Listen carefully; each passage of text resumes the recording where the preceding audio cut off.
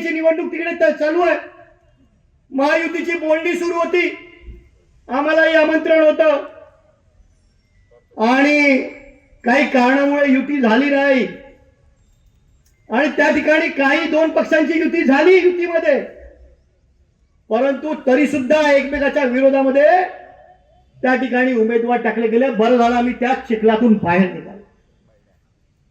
फक्त राजकारणाचा चिखल तयार झाला त्या अमरावती महानगरपालिकेमध्ये की माझा येतो का तुझा येतो, तुझा मी पडतो का माझा पडतो, हा पक्ष त्याला पाठिंबा देतो, स्वतःच्या उमेदवारांना बाजूला ठेवून भारतीय जनता पक्षासारखा पक्ष.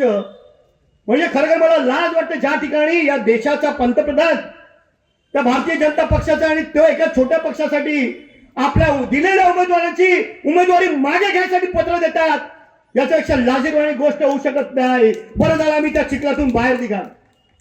मी आधीच सांगितलं होतं, निवडणुका जर युतीमध्ये लढायच्या असतील तर त्या पारदर्शी झाल्या पाहिजेत, परंतु कुठलीही पारदर्शकता तिथे ठेवली नाही.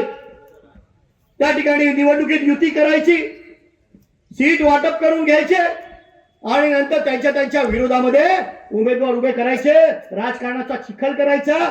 त्या जनतेला सुद्धा विचार करावा लागतो नक्की मी काय करू.